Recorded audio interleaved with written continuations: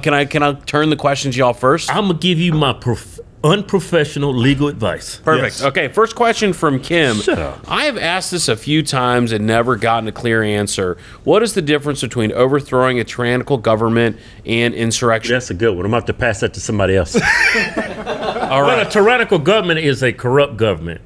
I mean, if citizens are opposing a tyrannical government to overturn because what they're doing is illegal and is corrupt, that's justified in everybody's eyes, right? And the question insurrection is you don't have justification to do what you're doing. You just simply disagree. You're doing it against the law.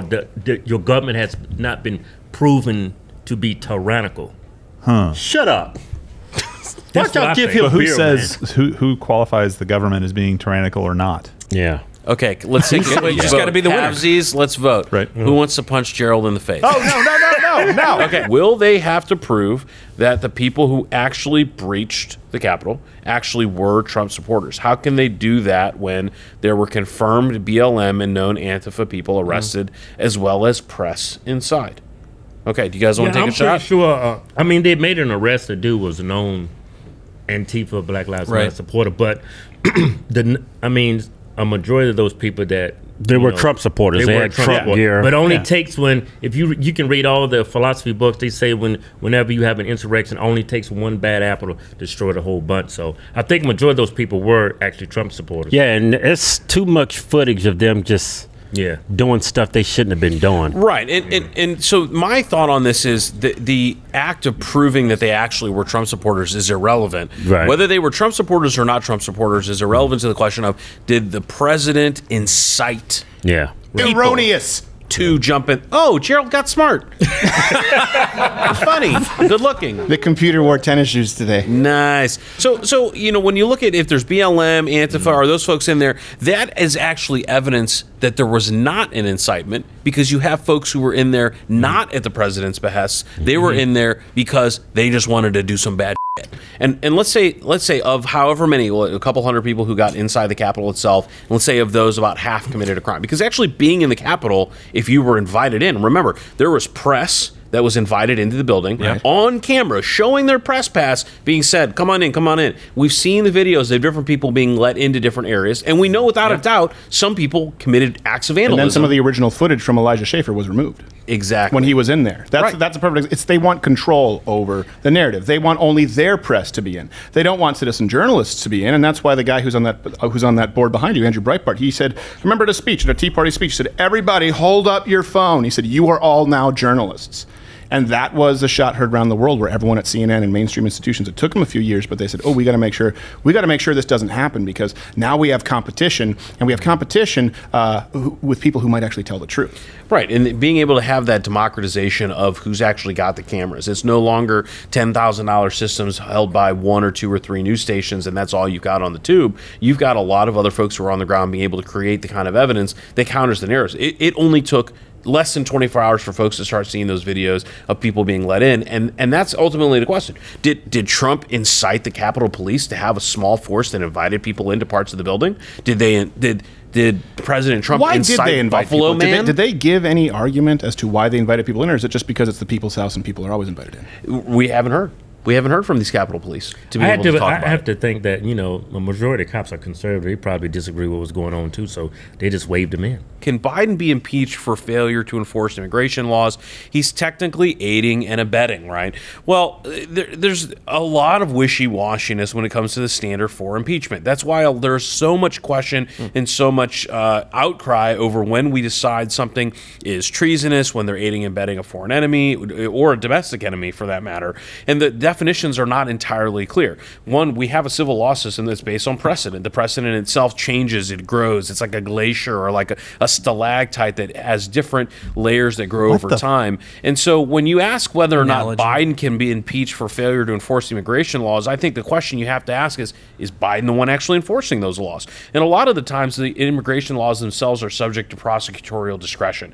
It's the canon of law and practice that has been around not only in Europe prior to America, but throughout American history that says prosecutors are the ones that decide, are they really going to try and take you for that, quarter ounce of doobie that you've got, or are they going to say, let's go focus on more important things? Now, clearly, the Senate Democrats, they have decided that they want to go after what just is clearly just a bunch of non-fun gummies that you need to get through what is going to be another terrible year.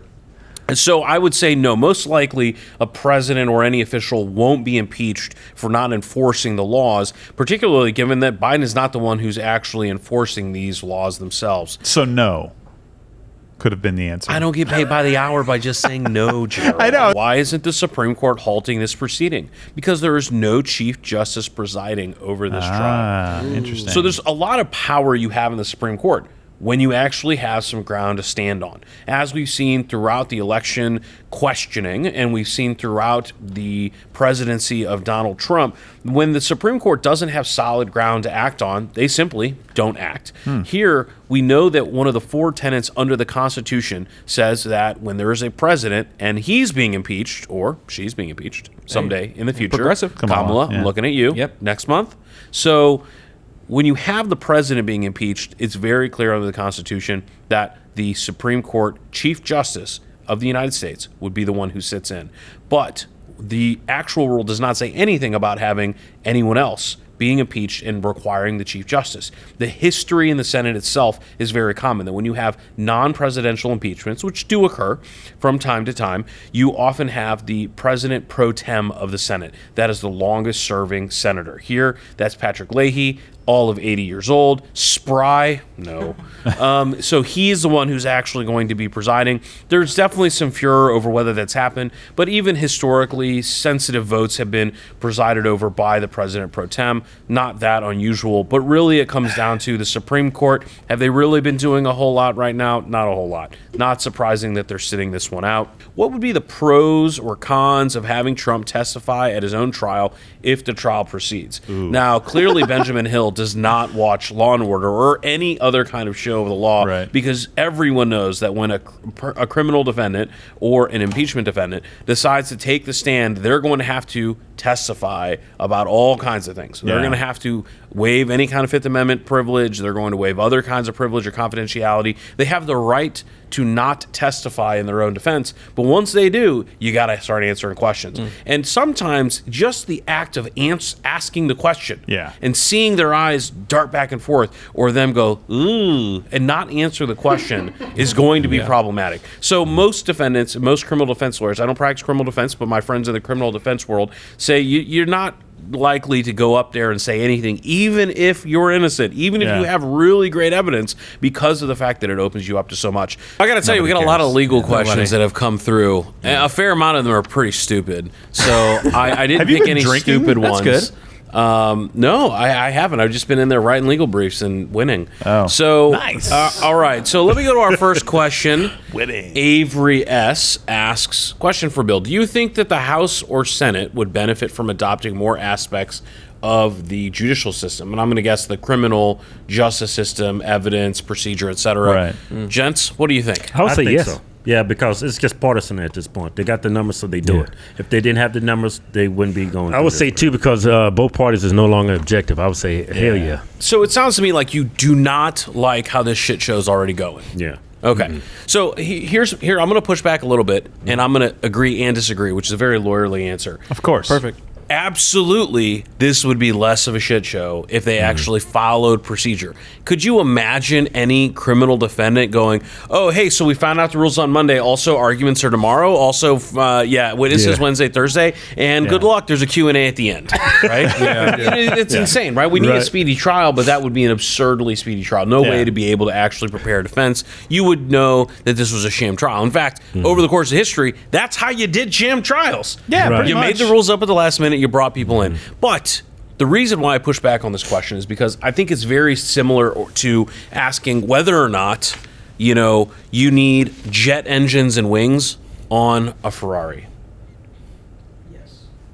I mean, that's a yes. If you didn't hear that, we heard but yes. The question is, can I get this Ferrari into my garage? Okay, let me. Depends on how big your garage Can I is. get my Honda Civic into the garage? So what are you trying to say? My point is that listen just to what thinking about Schoen Ferraris just and said. jets. Schoen was talking about how this impeachment procedure is specifically limited to people who are in office, to Right. remove them, to banish them from the office. And that's why we have the Bill of Attainder. That's why we have due Right. process, is because there's an entirely different system for when you were deciding whether or not to punish Right. private citizens. Everyone agrees that the former president, or maybe again, like Gerald pointed out, maybe Democrats think he is still the president. Maybe, I don't know. That he's a private citizen. Yeah. So the whole point of our entire justice system is that you aren't saying, oh, wait, we're going to just impeach random private citizens Right. because they happen to be the former president, because that's not what's supported by the Constitution. Right. So really what is the purpose of this particular tool?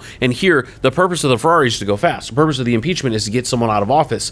The purpose of it is Right, not just yeah, yeah. add a whole bunch of other things. Yeah, I want a panini maker, but driving 200 miles an hour while eating paninis, not that good of idea. In the same way of trying to fit a square peg in a round hole of an impeachment against a private citizen. Right. When you have to continually twist and mend and just mix up all of the different words to fit your argument is how we get into trouble. Right. Yeah. So what happens if the insurrectionists just say the Democrats' rhetoric is actually what invited them? That's good evidence to say, it is. that it wasn't actually Trump, because this is what it comes down to. Did Trump incite these people to commit these criminal acts? Or was it the Democrats calling their supporters white supremacists what pissed them off? Yeah. Everything that Republicans has did for the last 4 years has pretty much been reacting what the left has been saying. I mean, Yeah. the left started all this. Bill, is there a legal kind of hurdle or a bar to clear, I should say, for incitement?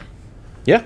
What is it? So, well, are you asking, is there like a specific word? Like, Or okay, if you phrase yell or- enough, Explicit, right? right? Well, so you here's have the to reason. expressly have called someone to commit a criminal act. There's a couple of different Right. ways, different states and different federal laws have what the actual elements are, but you can't just be like, well, if someone was just gonna go over there and shoot that guy in the face for me, that'd be great.